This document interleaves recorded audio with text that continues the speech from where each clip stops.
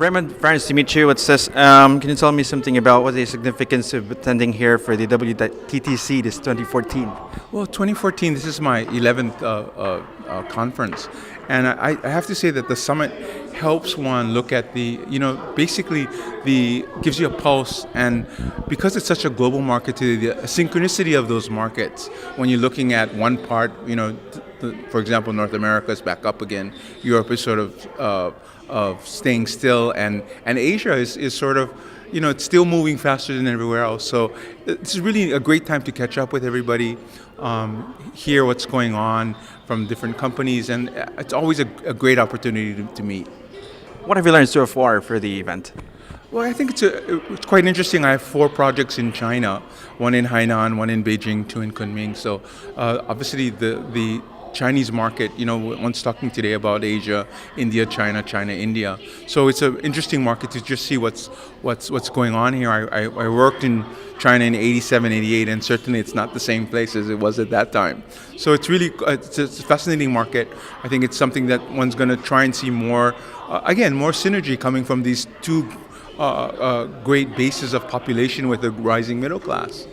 Raymond, how significant is the Chinese market for the brand such as Taj Hotels for you? Well, I think any market, the Asian market in particular, sort of the growth of these markets exponentially, it's really amazing. So for Taj, being an Asian player, being here for over a century, we cannot look at the Chinese market. It's an important market.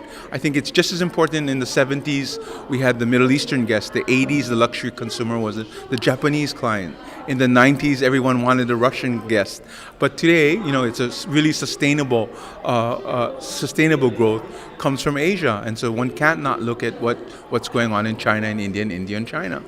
There you go. We've got 16 different hotels. Where's the next concentration in terms of expansion for Taj Hotels? It's quite interesting. When we opened in Marrakesh last year, our next hotel is opening up in Dubai. So we're opening a second property in Dubai out of 3, and we're pretty consistent. We're opening 1 hotel every 3 weeks from our side. So it's going to be quite a busy year. Okay, and I believe there's a lot of expansions as well in the Indian Ocean. Well, the Indian Ocean has been quite a good area for us. We're still in the Maldives. Sri Lanka has turned around completely the last 2 years, and we've been redoing renovating our assets, and it's a booming market. The Andaman Islands, I think, is going to be the next Maldives and Mauritius, Seychelles, I think, in the Indian Ocean. But that's I think that area is growing again. It's really good to see that the Middle East is improving, and things seem to be looking up in that region as well. And China and the Chinese are heading towards the Maldives.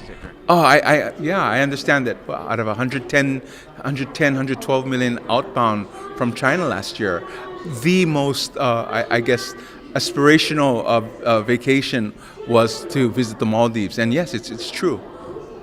Taj is known for its best hotel experience. What's the next step for priorities for you?